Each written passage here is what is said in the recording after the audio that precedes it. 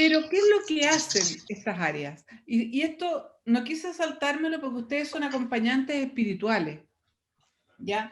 Hay una sincronía no verbal, es decir, cuando yo interactúo con ustedes, hay un mensaje que es no verbal, que es mucho más importante que el mensaje verbal.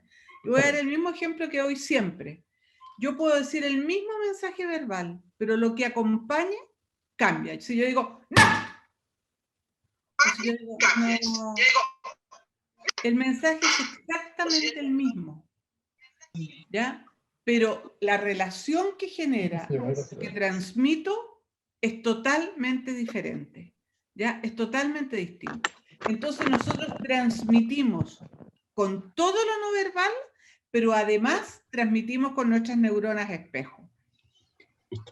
Nosotros influimos constantemente en el estado cerebral del otro. Es decir, si yo estoy enojada, si yo estoy molesta, si yo estoy con rabia, yo estoy haciendo sentir mi rabia aunque no diga una palabra, porque somos como una antena que transmite, ¿ya?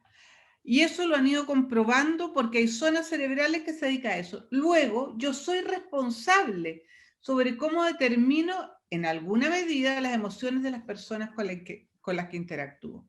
Y en el acompañamiento espiritual esto es sumamente importante, porque si yo llego enojada, aunque me ponga mi mejor carepóker, si yo llego triste, mejor carepóker, igual, de alguna manera, yo estoy transmitiendo esa emocionalidad. Y esto es lo más importante. El emisor más contagioso, porque la persona que está conmigo también me contagia a mí, suele ser la persona más expresiva emocionalmente o la con mayor poder. Y en el acompañamiento espiritual, en general, tiene más poder ya quien acompaña. Entonces, la otra persona está recibiendo ya con mayor fuerza las emociones que ustedes están transmitiendo. De hecho, se han hecho investigaciones de distintas formas. Una forma es personalmente, ¿ya? Otra forma es vía Zoom, se transmiten igual. Otra forma es vía teléfono. Las tonalidades de la voz permiten captar, ¿ya? Y por escrito no, por supuesto, porque ahí no se puede transmitir nada, ¿ya? Entonces, las neuronas están en ambos, me pregunta Luis Antonio, ¿ya? Todos tenemos neuronas espejos, todos. Todos tenemos un Wi-Fi que transmite y que recibe, ¿ya? Absolutamente todos, ¿ya? Y son muy interesantes las investigaciones, pero no me puedo alargar mucho con esto, ¿ya? Lo que sí se ha ido mostrando es que yo transmito emociones, que yo capto emociones del otro. Y el mejor ejemplo es el que les decía yo la otra vez, eso que uno entra a una pieza y sabe que hay paz, y sin tener idea de lo que está pasando, o entra a una habitación y sabe que hay mucha, mucha molestia. O aparece una persona y ustedes sienten su rabia, sienten su pena, sin que diga una palabra, ¿ya? Así es como funcionan nuestras neuronas espejo. Los emoticones transmiten emociones, ¿ya? Entonces, pero el más contagioso es el con más poder. Y eso es importante en el acompañamiento espiritual. ¿Dónde encuentran información de esto? Yo les puedo mandar alguna información, porque, a ver, el cerebro, les voy a mandar unas páginas de Goleman que estudia el cerebro emocional. Ya, Goleman, se los mando de acá el lunes. ¿Ah? Él escribe de esto, es uno de los autores que escribe de esto y hay otros investigadores, pero es muy interesante, así que les voy a mandar con Marcelo y se los dejo. Bien, vamos a entrar ahora a lo que nos tocaba esta sesión. No vamos a alcanzar a hacer trabajos grupales porque el tiempo no nos va a dar. Un evento, por favor, todas las preguntas o por el chat o por cómo se llama en persona. Toman el micrófono, lo conectan, preguntan y después lo vuelven a desconectar. Un evento es un hecho sin interpretaciones. ¿Ya? ¿Qué, cuándo, quiénes, lo que ocurrió? La creencia, ¿se acuerdan que la semana pasada hablamos de las creencias? No me estoy refiriendo a creencias religiosas, no me estoy refiriendo a eso, sino a las creencias que yo voy construyendo. voy construyéndolas a lo largo de mi vida. Son pensamientos automáticos, ya que yo asocio ese evento, ¿ya? Y genera una interpretación. Por ejemplo, esta foto. ¿Qué interpretaciones les generan a ustedes? Me la pueden escribir, me la pueden decir. Eso es un evento, ver una foto. Soledad. Soledad, ¿ya? Tristeza. Tristeza. Tristeza. Dolor. Dolor. Abandono también. Abandono, ¿ya? Frustración. Frustración. Sufrimiento. No escuché. Sufrimiento. Sufrimiento. Impotencia. Sufrimiento. No escuché, perdón. Impotencia. Impotencia. Cansancio. Reflexión. Cansancio, ¿qué más? Reflexión. Reflexión. Ya, y nos van surgiendo muchas interpretaciones. La interpretación que ahí me surge es otra, sin embargo. Ya, porque cada uno, de acuerdo a su historia, va interpretando. ¿Ya? Va interpretando y va viendo. Para mí esa foto refleja... Mario Diego, lo que te sucederá. ¿Pueden apagar los micrófonos, por favor? Por favor. Para mí esa foto representa un muchacho que se muestra muy agresivo y que en el fondo está muy herido. Eso es la interpretación que yo hago de esa foto. Otros han hecho interpretación de frustración, de pena, pero cada uno lo hace de acuerdo a lo que ha vivido y de acuerdo a lo que ha experimentado. Por favor, ¿pueden apagar los micrófonos? Que cuando quieran hablar... Ay, va a empezar entonces. Tienen micrófonos prendidos, por favor. Ya, entonces las creencias son pensamientos automáticos que yo voy a ir construyendo a lo largo de la vida. No sé cómo cortarlos yo. Me dice que los corte yo, que me puso como administradora. Que no sé cómo apagarlos. La anfitriona que los apague. Igual que... No. La Carola, si lo pudiera hacer, se lo agradecería, porque yo no lo sé.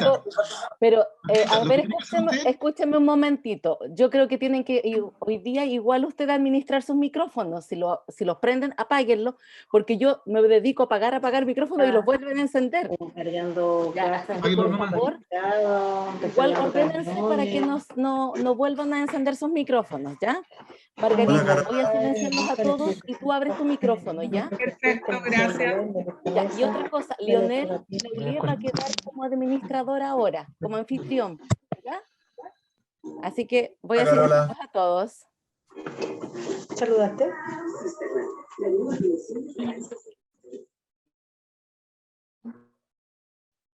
Listo, ahí yo abrí el mío. Hola, Entonces, Carolita, buenas tardes. Una creencia es un pensamiento automático que yo asocio a un evento y genero una interpretación. ¿Por qué yo dibujé un mapa?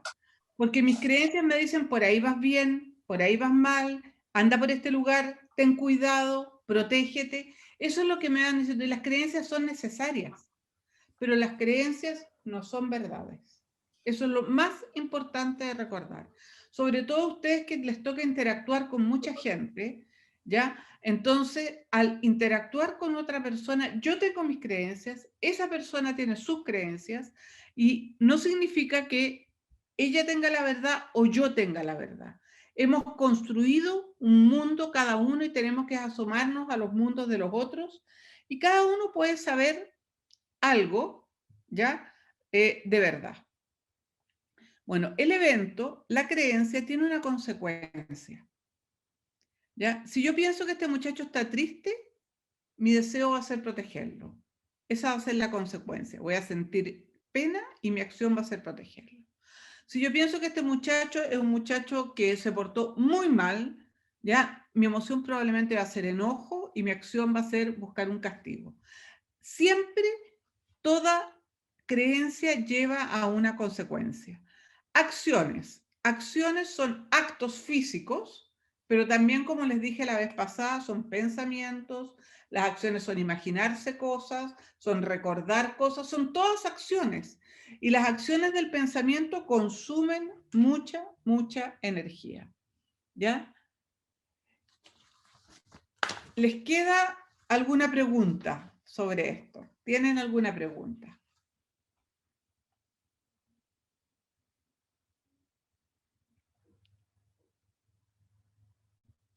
Bien, sigamos avanzando si no hay pregunta. Vamos a entrar... Perdón, yo tengo adelante. una pregunta. ¿Aló? Adelante. Mira, del primer dibujo que nosotros vimos, bueno, tenemos todos claro que las emociones no son ni buenas ni malas, son emociones. Tenemos claro que si esa emoción nos lleva a hacer algo, esa es una acción. Por ejemplo, la rabia con un hijo no es mala, es una emoción, pero si yo ataco a mi hijo por producto de la rabia, sí, eso ya es el problema. Entonces, cuando vimos la figura anterior, en el grupo que yo participo y en el de mi esposa, que es otro, todos vimos el sepulcro vacío de Cristo, ¿ya? Y tuvimos distintas interpretaciones. Y al final cuando preguntamos, ¿pero por qué? Porque yo creo, porque tengo fe. Y aquí se me confundió todo. Las creencias, tú dices que no son verdades, pero y la creencia que tenemos en la fe en Cristo Jesús. Ya. Entonces, Perfecto. se me produjo una confusión. Perfecto. Porque sí somos creyentes y nos llamamos creyentes.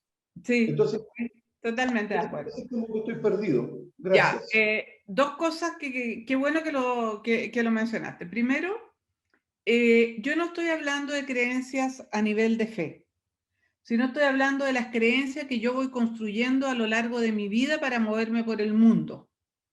Por ejemplo, es bueno estudiar, es una creencia que yo tengo, es bueno terminar el colegio, es bueno ser puntual, es bueno sacar buenas notas, etcétera, que podrían no ser verdades. Ahora, las creencias desde la fe, ¿ya? Para mí son verdad, para nosotros son verdad, pero no son verdad para todos. Hay personas que no tienen fe, ¿ya? Entonces, para mí es una verdad y la vivo como una verdad. Ahora, yo diría que hay unas poquitas creencias del peso de la fe, ¿ya? Pero la gran mayoría de las creencias que nosotros construimos a lo largo de nuestra vida, que nos permiten movernos y que nos permiten relacionarnos con los demás, son creencias que van cambiando. Voy a poner un típico ejemplo, ¿ya?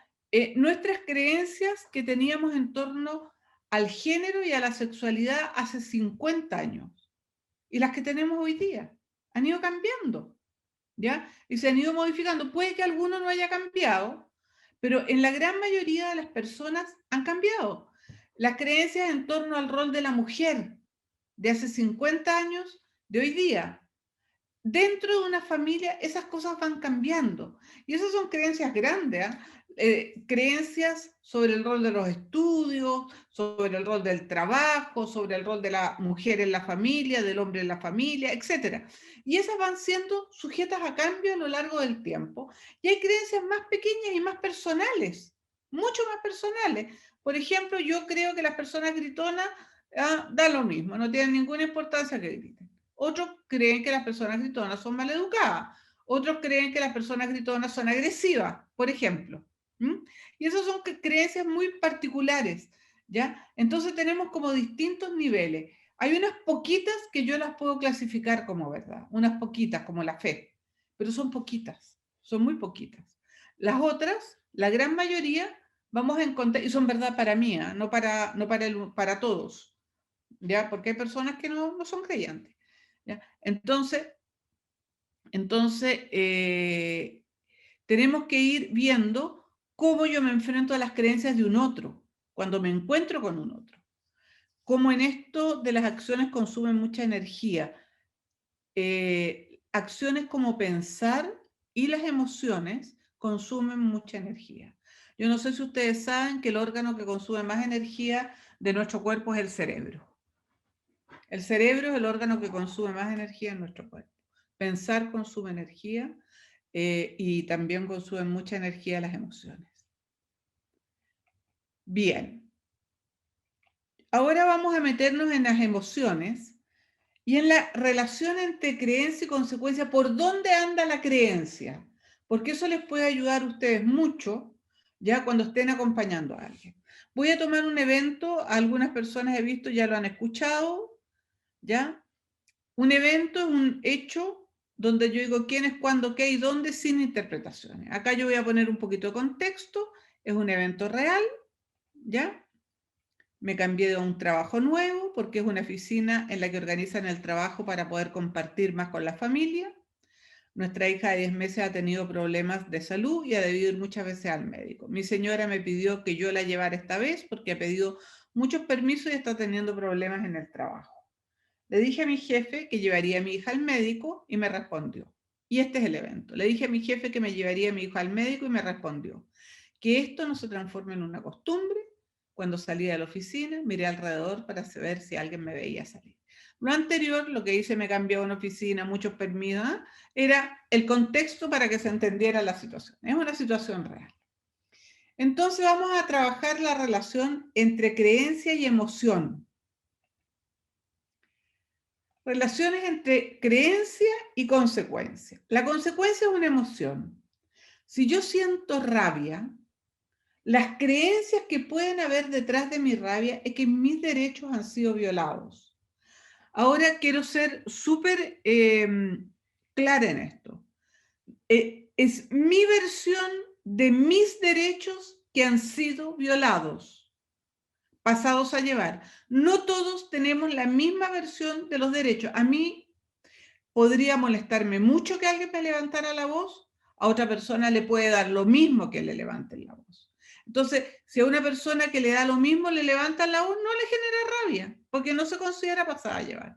Una persona que le hablan golpeado y le da rabia es porque siente que le pasaron a llevar y no se le debe hablar golpeado a esta persona.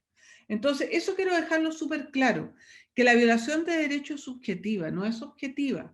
Los derechos universales son pocos, no son infinitos, ¿ya? E incluso esos han cambiado a lo largo de la historia. Entonces veamos la rabia, ¿ya? La violación de mis derechos en la rabia. La rabia es una emoción agotadora, realmente agotadora. En la rabia yo la puedo llamar de distintas maneras: rabia, ira, irritabilidad, indignación, amargura, enojo, enfado, etc. Y estos son distintos niveles de rabia, ¿ya? Porque yo puedo tener un enojito, un enfadito chico, o puedo tener una indignación, pero que doy vuelta al mundo, que me enfurezco, caigo en un secuestro emocional producto de esto. Ya, los grados son distintos de la rabia. Pero en la rabia, ya, es una emoción sumamente interesante que está muy de moda ahora, porque uno escucha mucha rabia. En la rabia, el culpable es otro. Así la vivo yo, la rabia. Así la vivimos todos, la rabia. Como que yo no soy responsable de lo que me está generando rabia, sino es un otro el que me está generando la rabia. Fíjense que cuando vivo la rabia, en la emoción de la rabia, yo le doy poder al otro. Le estoy entregando poder al otro. La rabia puede surgir por algo que yo considero un insulto a mi autoestima. ¿Ya? Que me dijeron algo, a mí me pueden decir tonta y me puedo ofender, a otro no le puedo ofender. ¿Ya? Un insulto a mi autoestima, es decir, me está tratando de una manera que no corresponde, que me traten a mí, ahí me tienen que tratar de otra manera y me enojo. Que pasaron a llevar algún derecho mío. ¿Ah? Yo tengo derecho a que se me hable de esta manera, a que se me considere, a que se me dé un lugar en la mesa, etc. Yo considero y siento que un derecho mío ha sido pasado a llevar. Que he sido tratado injustamente. Puedo efectivamente haber sido tratado injustamente, o puedo yo considerarlo injusto. Todo puede ser efectivo o relativo. Me frustra en el logro una meta. Eso me genera rabia. Yo voy camino a mi meta y me lo frustra. ¿Ya? O a veces, ¿ya? Y esto se cita porque es real, sentimos rabia contra un objeto. El que ahí siempre me da rabia es la impresora, que no logro que imprima. Entonces nos da rabia un objeto y nos enojamos con el objeto y nos molestamos con el objeto cuando el pobre objeto no tiene nada que hacer. La rabia responde a la pregunta ¿por qué? ¿por qué me hacen esto a mí? Pero lo más importante de la rabia es que supone que alguien lo hace intencionalmente y que podría haber hecho otra cosa.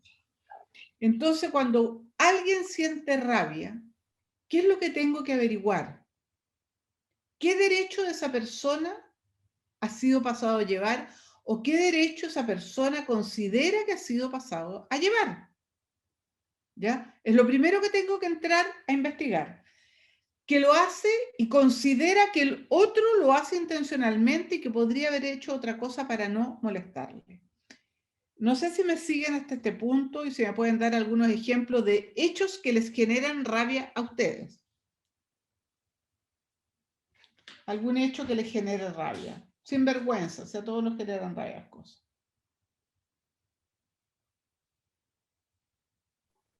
A mí me da rabia cuando pierde mi equipo, sobre todo con lo cercano, y el clásico. ¿Qué otra cosa da rabia? La Cuando cobran los impuntualidad. penales. Lo escuché. Cuando no cobran los penales. Y La A mí me da rabia, impuntualidad. a mí me da rabia cuando raya las murallas, la gente. Dañan murallas. A mí me da rabia cuando dentro de un grupo uno se refiere a puro garabato. Habla solamente garabatos. ¿Ya? El abuso de autoridad. Abuso de... Sí. ¿Ya? ¿Alguna otra cosa que les dé rabia? Las Se refiere injusticias, injustamente. la fila, injusticias, fila, que no se respete con los deberes. Y algo que les dé rabia en su casa. Porque también tenemos rabia. Cuando nos mandan. Una intención, impuntualidad. Cuando nos dicen todo lo que hay que hacer. Cuando se acaba el gas y estoy en el baño bañándome. Cuando hay mentira. Abuso con quien no se puede defender, etc. Ya ahí tenemos un montón de... Cuando no hay confort. Ya, ahí tenemos un montón de ejemplos. Ya las injusticias, la impuntualidad, que no se respete la fila. Ya, eso es una cosa que da mucha rabia. Ya, el no respeto de la fila. Ahora, ¿quién lo pasa mal en la rabia? Que está rabioso. El que está rabioso. El que lo pasa peor de todos. ¿Ya? El que lo pasa peor, ¿ya? Es quien siente rabia. Esa es la persona que lo está pasando peor que todos. Tiene que desrabiarse. Pero es simple desrabiarse. Si a mí me molesta la impuntualidad y todos llegan en forma impuntual. No. ¿En qué están violando mis derechos cuando la gente llega en forma impuntual? Porque lo que me da rabia... No escuché. Están ocupando mi tiempo. Están ocupando mi tiempo. Están ocupando mi tiempo, eso es. ¿Ya? Están ocupando mi tiempo y ahí me están pasando a llevar. Y yo siento que están ocupando mi tiempo al ser impuntuales. ¿Ya? Ahora, en la rabia, yo lo paso muy mal. Y yo le entrego poder al otro para enojarme. Porque si yo quiero hacer enojar a alguien que es puntual, llego siempre tarde. ¿Ya? Entonces, yo le entrego poder al otro. Ahora, las creencias que están ocupando mi tiempo, esa es la creencia que yo necesito trabajar para salir de la rabia. A ver, ¿cuál es la única persona que ustedes pueden cambiar? Yo. Ustedes mismos, nada más. A nadie más pueden cambiar. No pueden cambiar a nadie más. Entonces, todo aquello que me genera rabia, ¿ya? Y cuando acompañan a alguien, le tienen que guiar para que descubran cuál es el derecho que sienten que está pasado a llevar. Y fíjense que en la rabia hay una cosa muy fuerte, que sienten que me están molestando, lo hacen intencionalmente, podrían haber hecho otra cosa, ¿ya? En la rabia. Entonces, en la rabia, fíjense que yo me inmovilizo, no hago nada. Solo me enojo, porque es el mundo el que tiene que cambiar, son los otros los que están equivocados. ¿Ya? Lo estoy diciendo en forma súper exagerada. ¿Ya? Para mí el estereotipo de la rabia es Donald Trump. Vive enojado, todo el mundo. El mundo tendría que ser de otra manera para que él estuviera feliz, y el mundo no va a ser de otra manera para que él esté feliz. Por lo tanto, o uno resuelve su problema cuando la rabia es muy destemplada, ¿ya? Para aprender a vivir. Entonces hay que guiar a la persona para que vaya tomando conciencia, ¿ya? De que la rabia le está entregando el problema al otro y se está deshaciendo del problema. En la rabia, yo culpo a un otro, tiendo siempre a pensar en causas externas a mis problemas, especialmente cuando hay otros involucrados, ¿ya? A mí las cosas no me resultan porque este me jodió, este me molestó. Estoy exagerando, ¿ah? ¿Ya? Porque hacen un montón, pero son causas externas. Yo las causas externas las manejo poco. Las que manejo bien son lo que yo puedo manejar es lo mío. En la rabia es evolutiva, porque es la percepción de enemigo, ¿ya? En la rabia hay un enemigo. El enemigo es el que dice garabatos, el equipo que pierde, cuando no se cobran los penales, el enemigo es el que raya la muralla, ¿ya? El que comete la injusticia, etc. La rabia siempre me divide el mundo entre buenos y malos un poquitito. Puede traer caos a la propia vida y a las personas del entorno, ¿ya? Porque dificulta las relaciones. La rabia es necesaria, no hay que reprimirla, hay que bajarla, que es distinto que reprimirla. Reprimirla es seguirla sintiendo, ¿ya? Y uno ponerse carepóker, ¿ya? Pero la sigo sintiendo y sigo siendo un transmisor de rabia por mis neuronas espejo.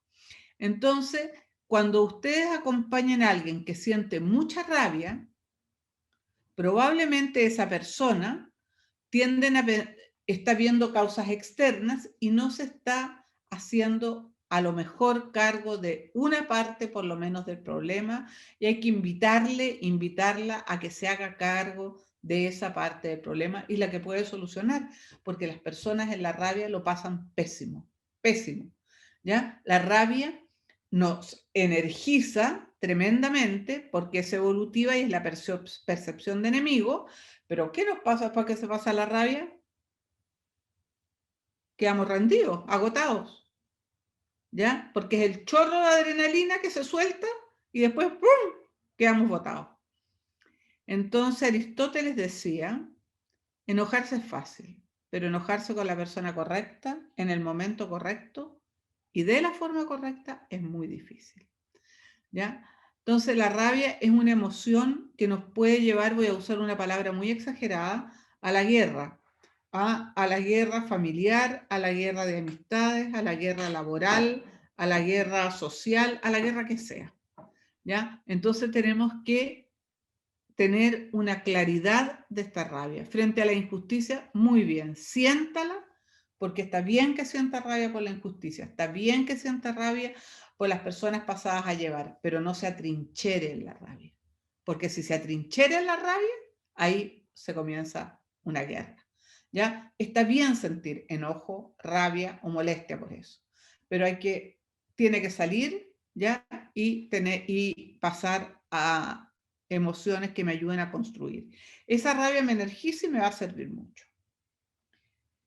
Veamos el ejemplo que di de la persona, consecuencia, emociones que genera el evento. El evento era, le dije que quería llegar al médico, me dijeron que esto no se repita. Rabia, porque no se cumple lo ofrecido.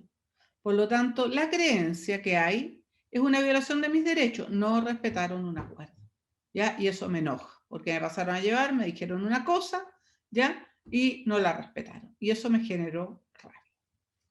¿Queda alguna duda sobre la rabia?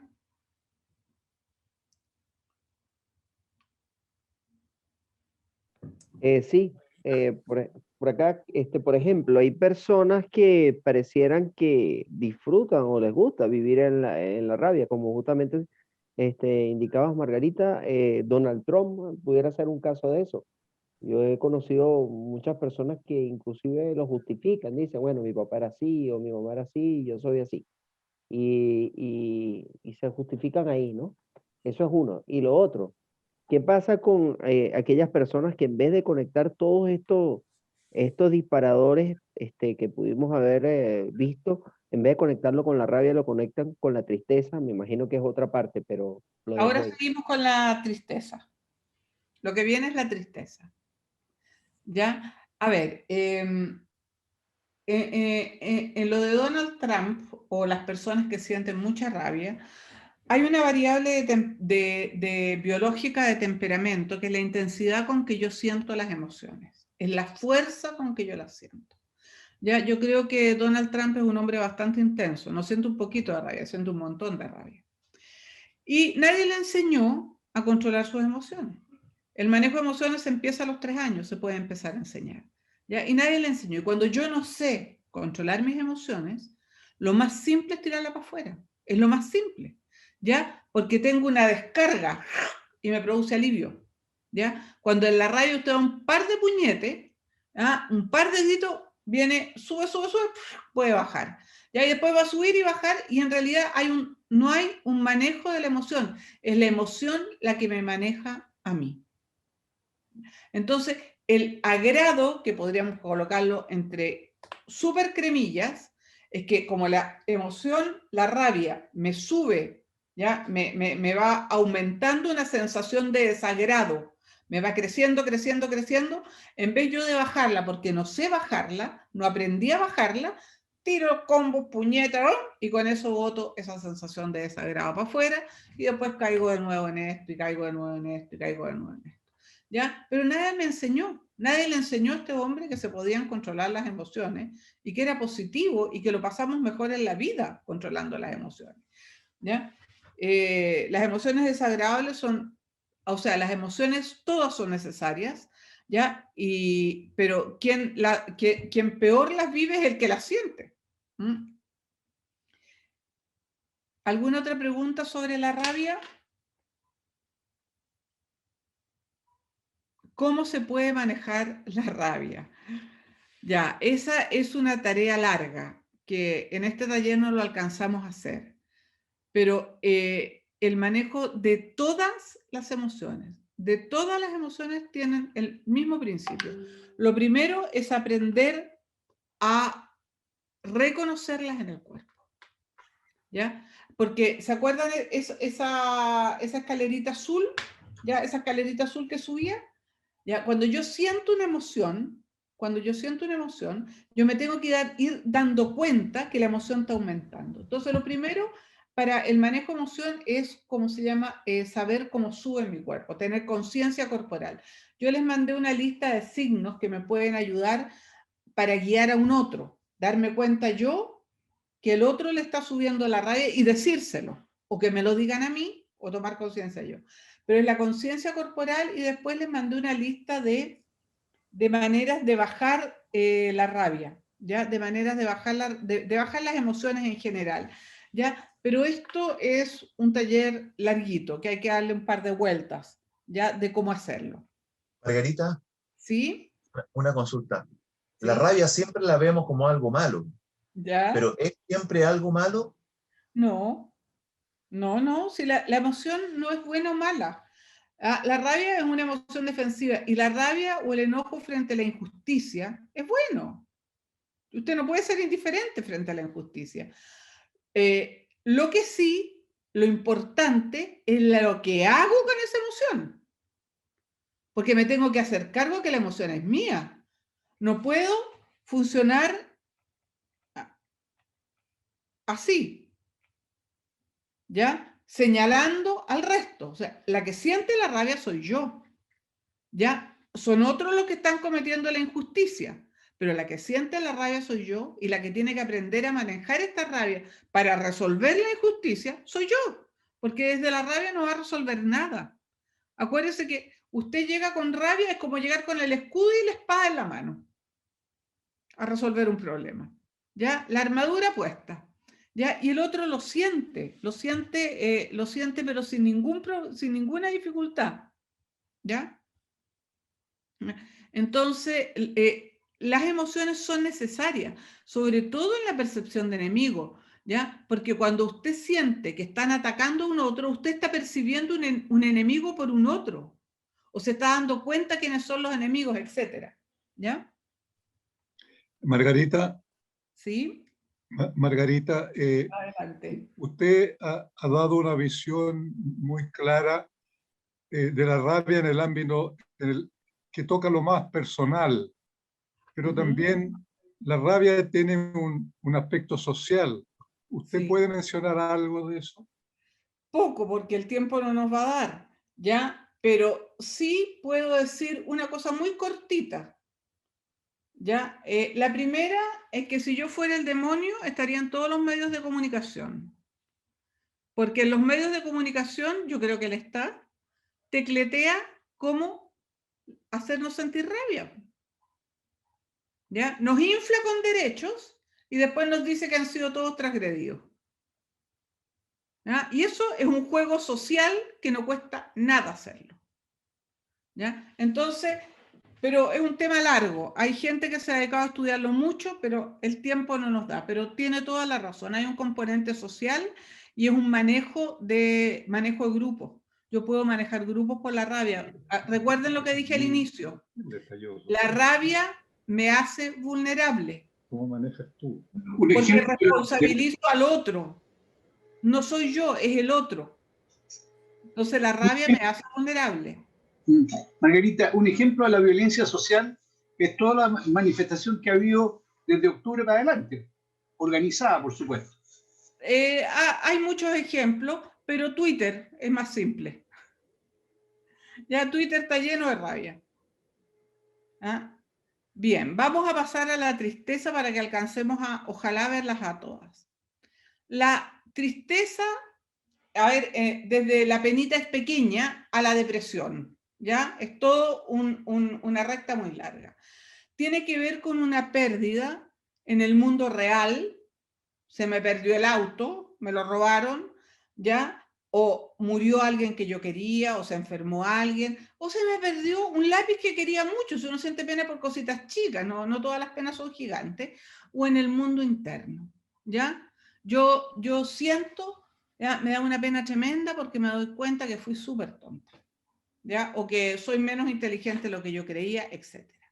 La tristeza es justo lo opuesto de la rabia. ¿Cómo se siente la tristeza en el cuerpo? Así como la rabia me energiza, ¿qué nos pasa con la tristeza? Nos cansa. Nos agota. Nos agota.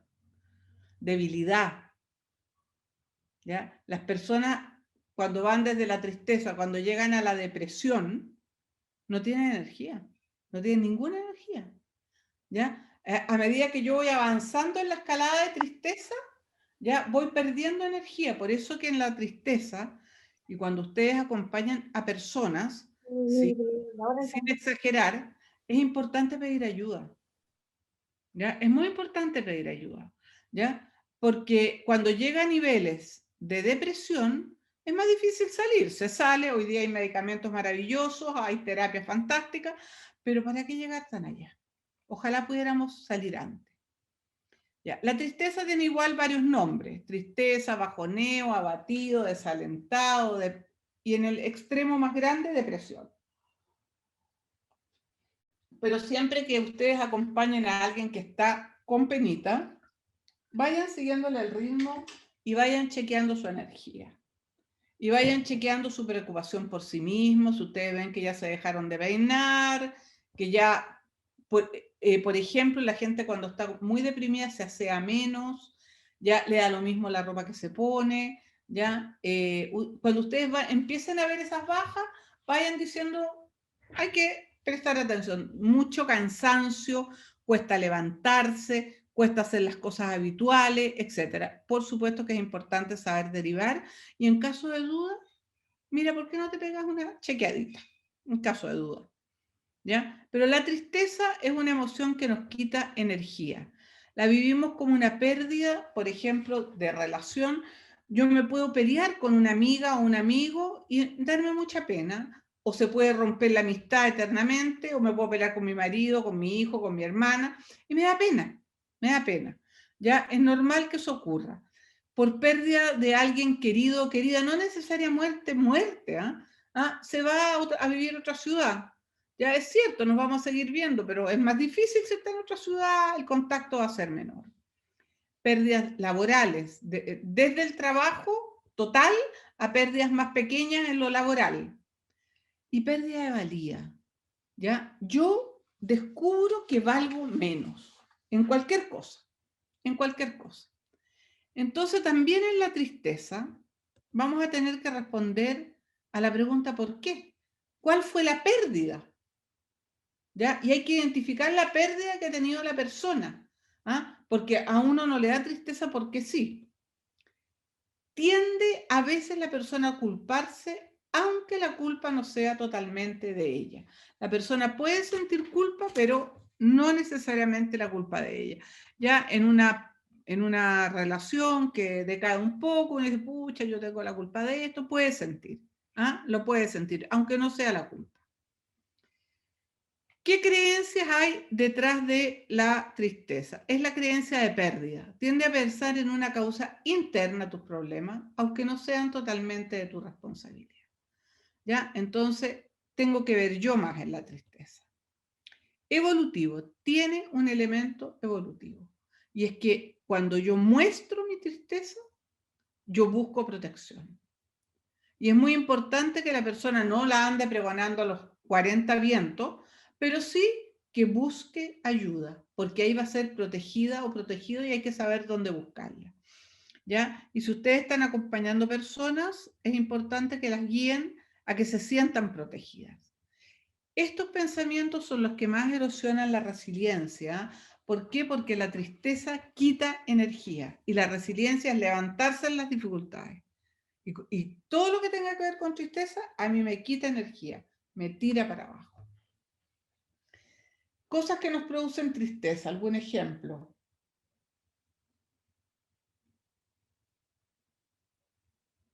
Pueden ser incluso los mismos hechos, ¿eh? ¿Ya? Pueden ser los mismos hechos que ustedes mencionaron recién.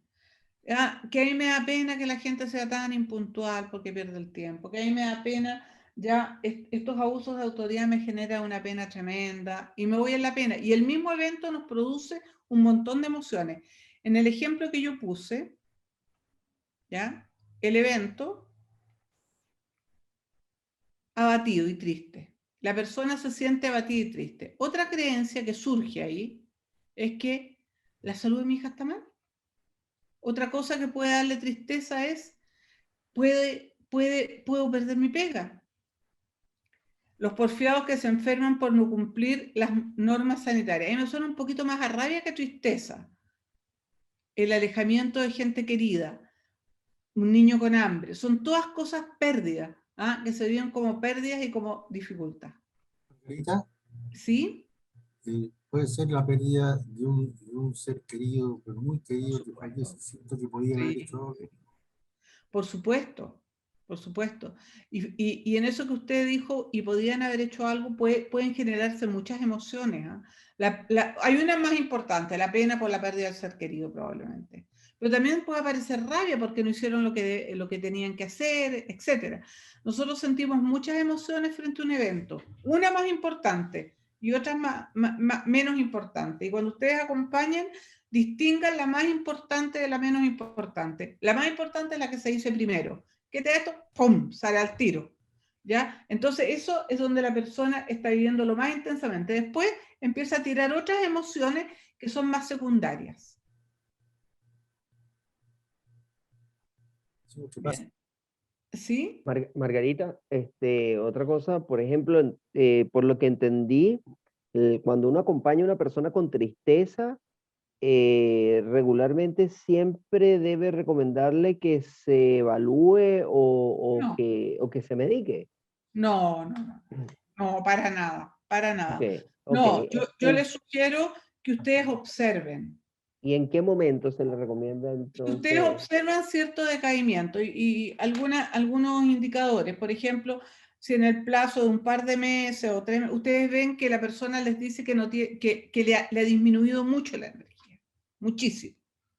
Si ustedes ven que su aspecto está mucho más descuidado, ¿ya? Si ustedes ven que se ha vuelto más apática con cosas que le importaban, ¿ya? Pero que ahora no tiene energía para que le importen. ¿Ya? Entonces tienen que haber algunos indicadores para sugerir ir, porque si no no es importante. Todos podemos estar tristes y vivirlo sin medicamentos, vivirlo sin terapia, ¿ya? Pero hay casos en que sí, ¿ya? Entonces, la pérdida Porque de una pueden hija. haber, porque ¿Sí? pueden haber algunos déficits bioquímicos también que le están bajoneando, ¿cierto? Bueno, es que las emociones producen cambios bioquímicos en el organismo, ¿ya? Y emociones como la pena, la tristeza van produciendo ciertos cambios. Entonces, cuando son fuertes, intensas y prolongadas, ahí hay que pedir ayuda. Pero tienen que haber cosas que me lo muestren, ¿ah? Que me lo muestren. Que me diga, y algunos de estos son los indicadores. Uno es una baja notable de energía, una baja notable de energía, una despreocupación de sí misma, ¿ah? Una notable despreocupación de sí misma, una apatía frente a cosas que le encantaban, lo pasaba estupendo y no se tomar un café con una amiga, ahora le da lo mismo. Ya no tiene ni un interés, ya. Entonces, cuando hay signos que me están mostrando que esta tristeza es preocupante, ¿ya? Que esta tristeza en realidad habría que pedir un poquito de ayuda y sin asustar, ¿ah? Un poquito de ayuda para pasarlo mejor nomás, ¿ya? Bien, vamos a seguir con una emoción bien complicada, que es... Acá me faltó escribir una palabra donde dice culpa, agreguen vergüenza. ¿Ya? Cuando siento que yo he violado los derechos de otro o una comparación negativa con otros, voy a hacer una distinción. Acá me faltó escribir la palabra vergüenza. Culpa, vergüenza y bochorno. Son tres emociones que son primas hermanas, ¿ya? Y que quiero hacer la distinción, ¿ya?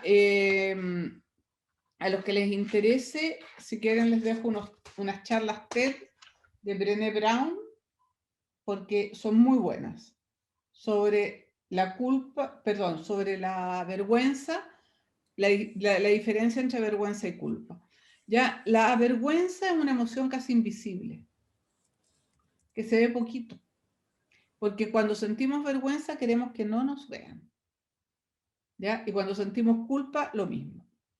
Entonces, violación de los derechos de otro, culpa, vergüenza, me faltó.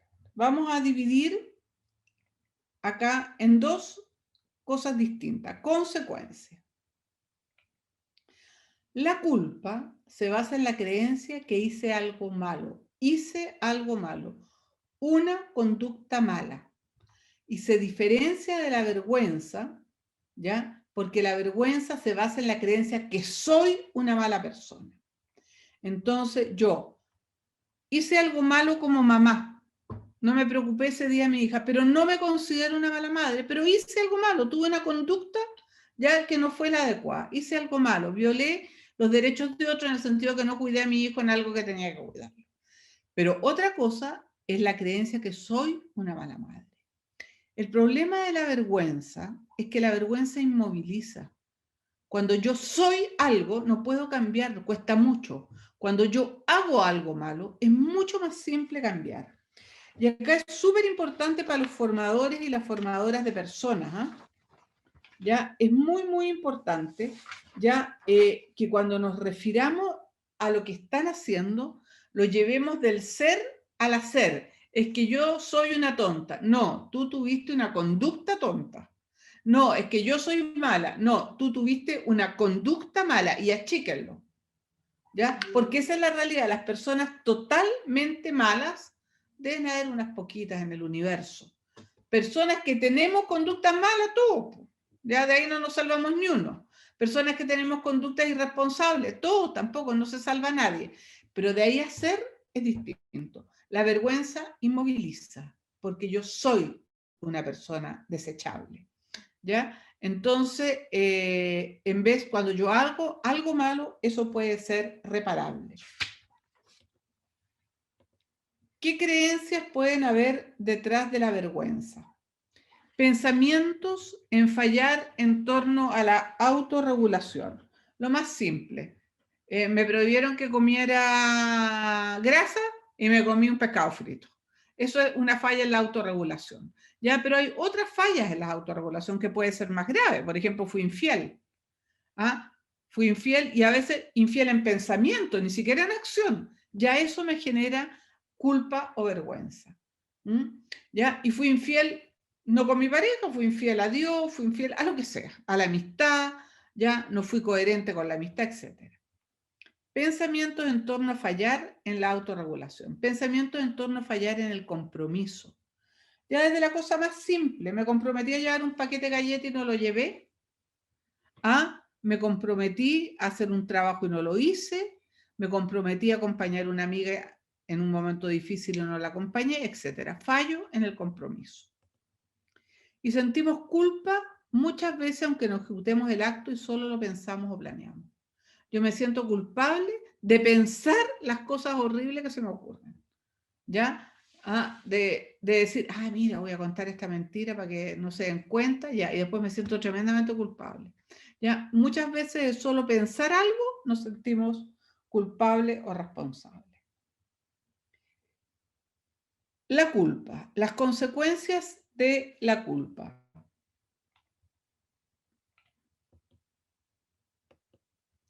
La rabia y la tristeza son emociones básicas. ¿Qué quiero decir con esto? La sienten las guaguas. En vez la culpa se desarrolla. La culpa requiere cierto desarrollo moral, requiere cierto desarrollo cognitivo. Las guaguas no sienten culpa, ¿ya? Y no tienen por qué sentirla, como le llamaba Freud, el perverso polimorfo. ¿Ya? Perverso porque no sentía culpa, no porque fueran malos. Entonces, la culpa se va a ir desarrollando con los tiempos y con la edad, y los formadores tienen que ser muy finos en no desarrollar culpa ficticia. La violación de derechos se percibe como una causa interna. Cuando yo paso a llevar a otro y yo me avergüenzo de lo que hice mal, cuando yo no acompaño a mi hijo lo suficiente, cuando yo no me preocupo de mi amiga lo suficiente, lo veo como una falla interna mía. Es una causa interna mía. Se asocia con cierta tristeza por la pérdida de imagen ante uno mismo, ¿ya? Porque cuando yo no hago lo que yo creo que debo hacer, siento una penita por mí, porque en realidad soy un poquito peor de lo que yo pensaba que era. ¿Ya? No solamente siento culpa, siento un poco de pena al respecto. Y su valor evolutivo de la culpa es que nos ayuda a enmendar actos. La culpa nos ayuda a enmendar, la vergüenza nos quiere hacer desaparecer. ¿Ya? Y ese es el valor evolutivo. Yo no sé si quedan dudas sobre la culpa. ¿Les queda clara la diferencia con vergüenza? Margarita. Sí. Mire, yo estoy leyendo aquí la definición de vergüenza. Dice que es un sentimiento de pérdida de dignidad causada por una falta cometida, o por una humillación o insulto recibido. Yo tiendo a confundir esta palabra vergüenza con culpa, por lo que usted me está comentando, entonces, o nos está comentando. Entonces, no sé si podría hacer una diferencia para comprender un poco mejor la diferencia. A ver, primero quiero aclarar una cosa. En las ciencias sociales hay 1000 definiciones para cada palabra. La lista de emociones y la definición de las emociones hay muchas, muchas, muchas. Uno se tiene que casar con aquella que le haga más sentido. Yo estoy usando las definiciones de Brené Brown. Y les voy a dejar un par de videos test por si les interesa verlo. ¿Cuál diferencia ella hace? Y no es la única autora que lo hace, lo hacen varios autores, lo hace también la del bochorno, no me acuerdo cómo se llama, ya me acuerdo cómo se llama. ¿Ya? La diferencia que ella hace es entre acto, una acción, la culpa, y la vergüenza que yo soy. Por ejemplo, me olvido de llevar las galletas que me comprometí. Y digo, ya, en realidad fue un acto irresponsable. Es distinto que yo diga, mira Margarita, tú eres una irresponsable. Eres una irresponsable. ¿Ya? Porque no llevaste las galletas. No tuviste una conducta irresponsable. No sé si queda clara esa diferencia. El tema para mí es que si una persona, por lo que yo entiendo, si una persona no siente vergüenza de hacer algo, ¿cómo puede cambiar? Más bien sería una culpa, no una vergüenza. Sí, pero la culpa es una sensación muy desagradable. Y la culpa me permite enmendar el acto. ¿Y la vergüenza no? Es que, a ver, en la definición que yo estoy trabajando. Ya, ya. Okay. Yo estoy trabajando la vergüenza en una creencia que yo soy de una manera, no que yo hago cosas malas. Es distinto. Si yo tengo conductas malas, yo puedo enmendar esas conductas, pero si yo soy una persona mala, es mucho más difícil el cambio. ¿Ya? No sé si me sigue. Sí, sí, la sigo en términos del contexto en el cual usted está definiendo la palabra vergüenza. ¿Ya? En ese sentido sí entiendo. Bien. ¿Y qué es lo que le molesta o le inquieta? No, no, no, es que vergüenza yo la entendía como aquello que me produce por no haber hecho algo bien. Me da vergüenza. Y no porque sea malo, sino que porque me da vergüenza haber cometido una... Entonces más bien una culpa. El uso coloquial de la palabra es el que está dando usted. Sí, pero hay que hacer esta pequeña diferencia, porque sabe que esta mujer se dedicó a estudiar, y no es la única, pero es una de las que se ha dedicado más al tema de la vergüenza, y se ha dedicado a estudiar de lo demoledora que es como emoción. Cuando yo me veo a mí misma como una persona defectuosa, y no como una persona que hace cosas malas, y que puede reparar esas cosas malas. Lo malo que hice está malo y me tengo que hacer cargo, de eso no hay ninguna duda. La diferencia es que yo hago cosas malas a que yo soy mala. O sea, como la María Magdalena, ¿ya? Que la estaban apedreando porque había que mandarla, ¿cómo se llama? Porque era una mala mujer. Y Jesús le dice, no, hiciste cosas malas. Puedes ser una buena mujer y te perdono tus pecados, le dice, ¿ya? Y sigue adelante y no peques más. Ya está parado en la culpa, no en la vergüenza. Por decirlo, Jesús no había ni pensado en esto, estaba preocupado de otras cosas en ese minuto. Pero es esa la idea, ¿ya? Esa es la idea, de que yo hago muchas cosas malas, pero estas cosas malas son perdonables y reparables. Cuando yo soy una persona perversa, ¿ya? Y hay que tener mucho cuidado en lo que uno construye en los niños, ¿eh? Porque los niños se definen a sí mismos, no digas que yo soy tonto. ¿Ya? Fíjense que a mí trabajando, a mí una de las cosas que más me llamó la atención, yo trabajé mucho en colegios de sectores pobres, profesoras básicas, de primero o segundo básico. ¿Ya? Primero o segundo básico, el ámbito numérico, las operaciones son la suma y la resta, no se llega a la multiplicación porque está en tercero, ¿ya?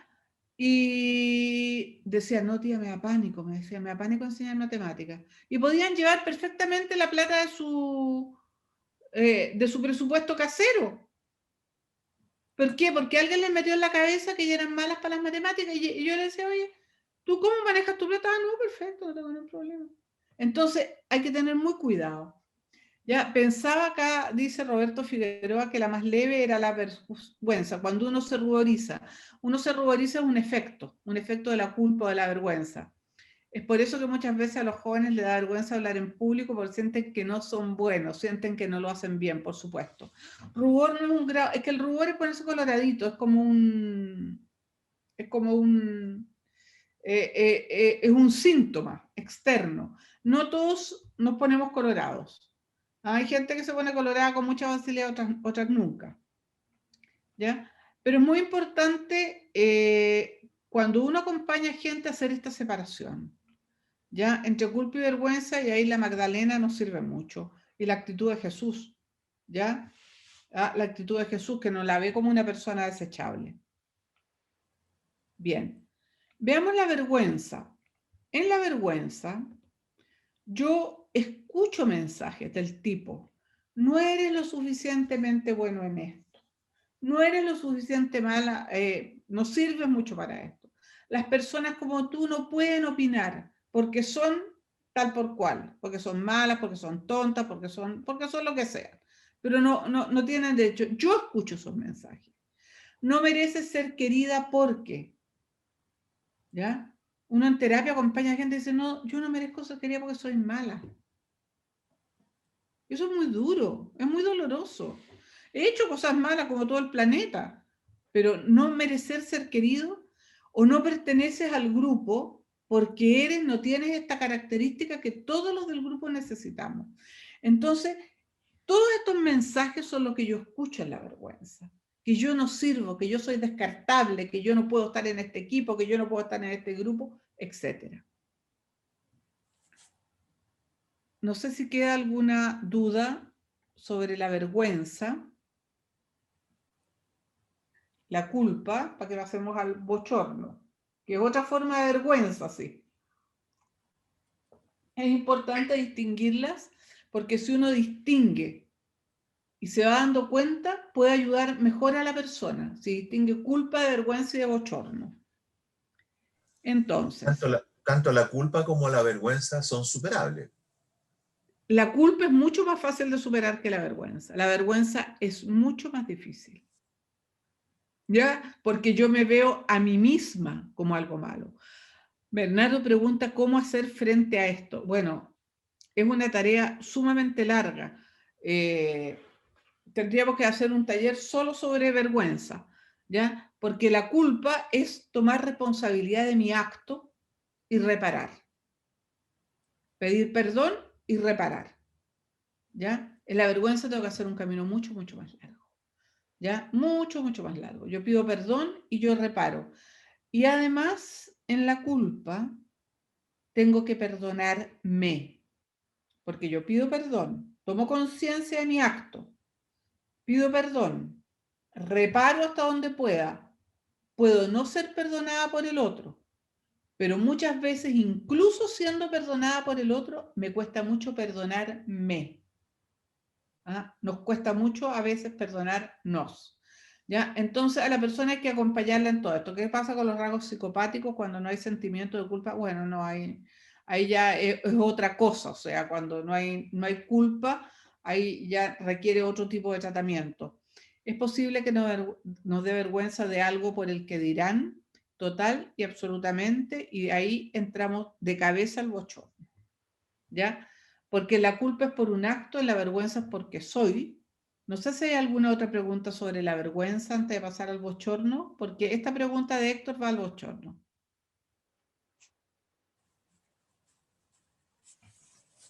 Bien. Vamos al bochorno. Vamos al bochorno. Bueno, veamos primero el mismo ejemplo, con culpa y vergüenza. Culpa, busco enmendar. Vergüenza, yo trato de desaparecer. ¿Ya? Entonces, violación de derecho de otro. ¿Me comporté como mal padre o soy mal padre? ¿Ya? Acompañando personas uno descubre a veces que hay padres, madres, parientes, amigos que no quieren, que desaparecen porque se sienten que son muy malos, ¿ya? Y no que hicieron algo malo. Y les cuesta mucho eso, ¿ya? La culpa por un aborto superable, todas las culpas son, yo creo, superables, hay que saberlas acompañar. Quizás ahí lo más importante es vivir el perdón de Dios, ¿ya? Que Dios nos quiere, conoce todos nuestros pecados, conoce todas nuestras caídas y que Dios nos quiere incluso con eso, ¿ya? Y ahí uno puede superarlo probablemente, es un camino. ¿Cuál es la diferencia entre disculpa y perdón? Yo pido disculpa, ¿ya? Es decir, yo pido disculpa a alguien por un acto que yo hice y el otro me otorga el perdón. Es el otro el que me tiene que otorgar el perdón. Yo pido la disculpa y el otro me otorga el perdón. Pero además hay un perdón que me tengo que otorgar a mí misma, ¿ya? Yo necesito perdonarme también. Ahí está el caso de Adán y Eva, ¿no? La figura en el Génesis, que cuando toman conciencia, sienten vergüenza, se esconden. Se esconden, sí. Se esconden y por esconderse se cierran a la posibilidad de la reparación, ¿no? Al perdón de Dios. Margarita. Sí, es cierto. Margarita, ¿sí? ¿qué alcance ético tiene la culpa y la vergüenza? Tremendo, pues. ¿Ya? pero eso nos da para mucho. O sea, a ver, la culpa es necesaria, ¿ya? Y es necesaria para poder enmendar. ¿Mm? Ahora, la vergüenza es muy destructora. Entonces, cuando a mí me toca trabajar con grupos, a usted, al que sea, tienen que ser muy cuidadosos y cuidadosas en cuánta vergüenza o en cuánta culpa pueden generar. ¿Ya? Hay que ser cuidadosos, hay que ser realistas, pero cuidadosos. ¿Ya? Sobre todo que la vergüenza tiene, a ver, si yo la miro socialmente, Chile es un país tremendamente vergonzoso, ¿ya? Y es una emoción que no se ve. ¿Ah? ¿Y por qué yo me di cuenta en algún momento, ¿ya? De la vergüenza? Me di cuenta en un momento porque en Chile sentimos vergüenza de ser pobres, de ser gordos, de ser tontos. No se pregunta en las clases. En una época de mi vida me dediqué a preguntar hasta en la Escuela de Ingeniería de la Católica, con chiquillos que estaban, no preguntan, ¿y por qué? Nos da vergüenza. Entonces somos un país tremendamente vergonzoso. Tiene alcances, a ver, tiene alcances sociales, tiene alcances éticos, pero eso da ya para mucho. ¿Mm? El bochorno es una comparación negativa con otros. Es lo que es posible que nos dé vergüenza de algo por el que dirán. La vergüenza es un signo de timidez. Podría ser, pero no necesariamente. Yo diría que no necesariamente. ¿Mm? A ver, ¿qué es el bochorno? En el bochorno, a diferencia de la culpa y de la vergüenza, siempre va a haber un público real o imaginario. Real o imaginario. Entonces, cuando me preguntan, ¿es posible que nos dé vergüenza de algo por el que dirán? ¿Ya? Eso es típico del bochorno. ¿Ya? Y ocupo la palabra bochorno para ocupar una palabra distinta, que es la palabra que ocupan los gringos. Los gringos ocupan para este tipo de vergüenza la palabra bochorno. Es una pérdida de autoestima, no por una conducta en especial, sino por la conciencia de que la conducta ha sido observada por otros y evaluada negativamente. Es el que van a decir los otros de lo que yo hice. ¿Ya? Y fíjense que hay cosas que nosotros nos atrevemos a hacerlo en ciertos públicos. En mi casa la hago sin ningún problema, en otras partes me da bochorno, para ser estricta con las palabras. ¿Ya? Porque ¿qué van a opinar de mí si yo digo hago esto, me comporto de esta manera? ¿Ya? Entonces, en el bochorno hay una noción de estándar personal muy importante, ya que ayuda a explicar por qué hay una gran variedad de situaciones que gatillan bochorno. Cuando una persona siente mucha vergüenza por el que dirán o siempre siente un público que la está juzgando mal, ya es importante investigar los estándares personales. Por ejemplo, una casa donde toda la familia anda de punta en blanco desde que se levanta hasta que se acuesta. A esa persona, si un día anda con la blusa salida, le va a dar bochorno porque va a estar preocupada que la están mirando que está desordenada, porque el estándar que tiene es muy alto. Una casa donde toda la gente anda en buzo, relajada, sin ningún problema, andar con la blusa afuera no le va a molestar, pero para nada. ¿Ya? Una casa donde todos leen todos los días, ¿ya? Si yo no leo, uy, ¿qué van a decir? Que soy la tonta de la familia. Una casa donde no se lee, si no leo, entonces el estándar personal influye mucho. Cuando una persona siente bochorno, hay que entrar a investigar cuáles son sus estándares personales, porque son diferentes, ¿ya? Y es una pérdida de autoestima frente a un público real o imaginario. A veces me imagino que me están mirando, me imagino, no es algo que está ocurriendo efectivamente.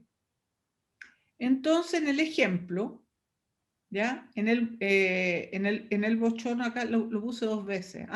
No. En el bochorno hay que ayudar a identificar los pensamientos que surgen cuando se desencadenan. Tienen que ayudar a la persona. Por ejemplo, la persona dice, uy, ¿qué dirán? A ver, ¿qué dirán? ¿Qué pensamientos tú le estás poniendo a los otros? Porque uno no sabe los pensamientos de otros. ¿Qué pensamientos tiene? ¿Ya? Identificar esos pensamientos, ponerlos arriba de la mesa. Una vez, esto es como lo que dice San Ignacio, cuando uno le hace frente, las cosas, ya muchas veces, basta con eso para que la persona resuelva el problema. Otras veces hay que trabajar eso. ¿Qué piensas que dicen? Porque, ¿qué piensas que están diciendo de ti? ¿Qué piensas que están pensando de ti? Ya en el tema en específico. Hay que ayudar a identificar pensamientos. Y estos pensamientos a menudo incluyen referencias a otras personas y ponen pensamientos y emociones en las otras personas. Ya, los pensamientos y emociones que se ponen en las otras personas, no, es que tenía los ojos así y significa que está enojada. Tenía los ojos allá, ahí hay que aclarar. Tú interpretaste que estaba enojada. Tú interpretaste que estaba molesta. Tú interpretaste, y eso es muy, muy importante. ¿Ya? Porque es mi interpretación. Si yo quiero salir de estas cosas, tengo que tomar conciencia que es mi interpretación. Y que mis estándares a lo mejor no son los de los demás. ¿Ya? En que esos estándares tan tremendos que tengo no son los del mundo, y el mundo ni se da cuenta que yo ando desordenada en la ropa, o ni se da cuenta de la manera en que hablo, o ni se da cuenta, pero yo lo ando trayendo en mi cabeza y me da vuelta, y me da vuelta, y me da vuelta, y me tortura. Bien. En el mismo ejemplo, la persona puede sentir bochorno, dice, porque cuando salí me preocupé, cuando salgo de la oficina miro quiénes me ven salir. Eso es bochorno. Me preocupo, ¿alguien se dará cuenta de que estoy saliendo? Comparación, van a pensar que esquivo el trabajo, van a pensar que saco la vuelta, y eso está todo en mi cabeza. Yo le estoy poniendo esos pensamientos a las otras personas. Todas estas cosas hoy son pasto para el mal espíritu. Tiene un postdoctorado en esto, el mal espíritu. ¿Mm? Bien. Margarita. ¿Sí? ¿Sí? ¿Tiene alguna expresión física el bochorno? Expresión. Por ejemplo, en la figura que usted tenía antes, aparece la persona que está hablando ahí como agachada, como escondida. Sí. Entonces, en base a eso hago la pregunta. ¿Tiene alguna expresión? ¿Uno se pone colorado? ¿Uno tiende a callarse? ¿Dónde está alguna? Si hay alguna expresión. Ya, bueno, en todas estas tres emociones que son como primas hermanas, son bien cercanas, la culpa, la vergüenza y el bochorno, son súper primas hermanas. La característica que tienen las tres es que yo quiero desaparecer. Quiero que nadie me vea. Es muy buena la analogía que hizo con Adán y Eva en el paraíso. Quiero que nadie me vea. ¿Ya? Quiero desaparecer. Ya, en las tres quiero desaparecer. Por eso en el bochorno miro y a ver, me estará alguien mirando. Ojalá que nadie me esté mirando. Ojalá que nadie me esté, ojalá que nadie se dé cuenta. Ya, en las tres yo quiero desaparecer. Esa es una característica. Ahora hay otras características personales, que hay gente que le tirita las manos o se ponen rojas, ya, pero ya eso es más personal. No todo el mundo lo vive igual. Bien, nos quedan 10 minutos, así que vamos a pasar al miedo. Amenaza futura. El miedo tiene que ver, puede ser cultural, por supuesto que puede ser cultural, porque todas las creencias tienen un componente cultural. Ya, todas las creencias tienen un componente cultural, y cultural me refiero no solamente Latinoamérica, Chile, me refiero ciudad, comuna, barrio y familia. ¿Ya? Todos le van poniendo un componente a las emociones, a las creencias, disculpe. El miedo, ¿ya? Puede tener distintos nombres, ¿ya? En el miedo, en la ansiedad, que es una forma más allá del miedo, ¿ya? Bajan los umbrales de alarma. ¿Qué significa que bajan los umbrales de alarma? Yo tengo un umbral para enojarme, tengo un umbral para asustarme, tengo un umbral para que me dé pena. Cuando estoy asustada, bajan. Me da rabia antes, me pongo a llorar antes, todo pasa antes. Los miedos traen miedos, crecen los miedos y preocupaciones. El pensamiento se nubla en el miedo, ¿eh? Se nubla, ¿ya? Porque viene un ataque, y estoy preparándome para el ataque y estoy asustada frente al ataque. Baja la fluidez al hablar porque se nubla el pensamiento. ¿Ya? Mi hablar tiene que ver con mi pensamiento. Si mi pensamiento está nublado, hablo y en forma mucho menos fluida las ideas se me enredan, se me confunden. ¿Ya? Y falla la memoria, no porque tenga Alzheimer ni nada por el estilo, sino porque mi pensamiento está fallando y por lo tanto me cuesta recordar. ¿Ya? Me cuesta recordar, el miedo me tiene con anteojeras. El miedo, la ansiedad, también es una emoción bien importante, ¿eh? Así como hablaba yo de la tristeza, cuando las personas sienten un miedo llevado al extremo, estoy hablando de extremo, y viven en un estado de ansiedad constante, ya afecta mucho al cuerpo, afecta el organismo, ya, y hay seguimiento al respecto, hay bastantes seguimientos al respecto, en el sentido que afecta el sistema. Bueno, depende por donde uno es más frágil. El sistema cardiovascular, ¿ya? Como alzas de presión, que pueden generar problemas cardíacos, el sistema digestivo, se le aprieta el estómago y puede generar problemas estomacales, se le aprieta el pecho por ansiedad, se aprieta el pecho y puede generar algunos problemas respiratorios, etc. Pero tiene un correlato somático, me refiero de enfermedad muy grande en seguimiento a personas. La ansiedad también, cuando es grande, exagerada y por periodos prolongados de tiempo. No por medio de ansiedad un día, no, por periodos prolongados de tiempo. Y ahí también hay que pedir ayuda. Hay que pedir ayuda. Bien. Creencias. Los pensamientos que... Crisis de pánico, sí. La crisis de pánico ya es un extremo. ¿Ya? Y en la crisis de pánico hay que pedir ayuda. Y hay hoy día tratamientos excelentes para las crisis de pánico. Ya, pero eso ya estamos llevando a un extremo. Los pensamientos que disparan la ansiedad tienen que ver con amenazas futuras.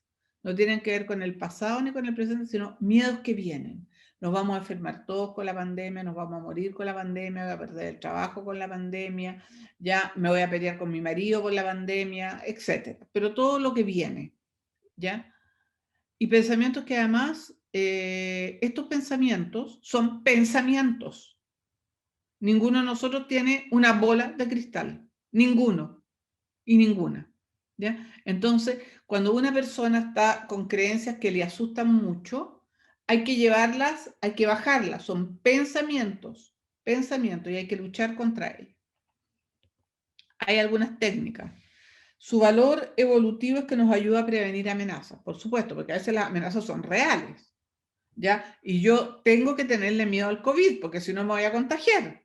Pero ahora que ande neurótica todo el día, ansiosa todo el día, que no me atreva a tocar nada, ya ahí empiezo a tener otra dificultad. Por eso que la ansiedad tiene un valor evolutivo. Alguna ansiedad ayuda, pero el ver o imaginar peligros donde no los hay o exagerarlos daña. ¿Ya? Y la ansiedad tiene un correlato, como les decía, somático de enfermedad. La ansiedad prolongada enferma. ¿Ya? Y hay cualquier cantidad de experimentación con cáncer, con de todo. O sea, lo han hecho con ratones porque no le pueden inyectar cáncer a un ser humano y no pueden inducir la ansiedad a un enfermo de cáncer. Pero cuando le generan el equivalente a la ansiedad a un ratón que tiene un tumor, dos ratoncitos con el mismo tumor de cáncer, cuando le generan ansiedad, ya está definida la ansiedad cómo se puede generar, el tumor crece mucho más grande en el ratón que está ansioso que en el que no está ansioso. ¿Ya? Por lo tanto, hoy día, cuando una persona tiene cáncer, una de las cosas que se le pide, es lo más importante, ojalá esté tranquila. ¿Ya? En su tratamiento, ojalá pueda incluir algo que le tranquilice, que le calme. ¿Ya? Y como son miedos futuros, son pensamientos, no son hechos. Son pensamientos posibles, no son hechos. Y es importante que la persona vaya viendo esas distinciones, ¿ya? Que son pensamientos posibles. Hay que mover esa cosa. Las personas muy ansiosas los ven como hechos reales que se van a cumplir. No es así. Son pensamientos de cosas posibles. Y una manera de ayudarle es que recorra todos sus malos vaticinios que no se cumplieron. ¿Ya? Porque hubo un montón de vaticinios que no se cumplieron. Si ustedes conocen a la persona, la pueden ayudar. Evidencia de que no se cumplió. ¿Ya? Y hay maneras también de trabajar esto. Bien. En la misma actividad, este señor, ya, ansiedad. ¿Cómo se desarrollará la enfermedad de mi hija? Miedo frente a algo que la deba hacer. Amenaza, quizás no se recupere pronto. Amenaza, quizás no tenga la plata para pagar el tratamiento. Amenaza, quizás este tratamiento cueste una fortuna. Y ahí yo puedo, pero subirme por el chorro de la ansiedad infinito. Bien, no sé si queda alguna pregunta. ¿Alguna duda? Hay en estos casos personas que se pueden decir que son de alguna manera adictas a estas nociones nocivas. A ver, yo creo que algunos han aprendido a manejar su emocionalidad y hay otros que no han aprendido. Esa es la primera distinción que quiero hacer. Algunos han tenido la fortuna ya de aprender a manejar su emocionalidad y otros no han tenido esa fortuna. Primera variable. Segunda variable. Hay un componente biológico en la intensidad en que se siente. Hay personas ansiosas que lo máximo que sienten de ansiedad es esto, otros sienten esto. Ese es el componente biológico, ¿ya? Pero también hay otro elemento que dependiendo de ciertas características personales, mi emoción favorita va a ser la ansiedad, el miedo, o mi emoción favorita va a ser la rabia, o mi emoción favorita va a ser la vergüenza. Eso ya son características personales, ¿ya? Entonces, hay que ver cuál es mi emoción en la que más caigo, ¿ya? En la que más caigo, y esa es la que tengo que aprender a manejar primero. Si yo soy una persona muy culposa, la culpa. Si soy una persona muy iracunda, la rabia. Si soy una persona que vivo con la ansiedad. Tiene que elegir uno cuál aprender a manejar, ¿ya? Pero hay personas que han aprendido a manejarlas y hay otras personas que no han aprendido a manejarlas, y yo creo que es una tarea aprender el manejo de emociones, ¿ya? Y de eso hay que aprender a distinguirlas, a conocerlas, a ponerle nombre, lo que significa, lo que traen detrás, etc. Bien, no sé si queda alguna duda, que estamos en el tiempo. Este cuadrito les puede ayudar. Acá me olvidé de escribir culpa, vergüenza, ¿ya? Y frente a un evento, que esto no se transforme en rabia, yo puedo sentir todas las emociones. No respetan mis acuerdos, su salud está mal, me da pena, culpa, vergüenza porque no fui buen padre, bochorno porque me van a ver que me voy de la oficina a pensar que no trabajo, y ansiedad porque quizás no se recupere pronto. Ahora, ¿cuál es la primera que surge? Esa es la primera que tengo que trabajar. Porque nos pueden surgir a todos, todas, pero una nos puede aparecer primero y esa probablemente y es la que más se repite en mi vida. No sé si queda alguna inquietud.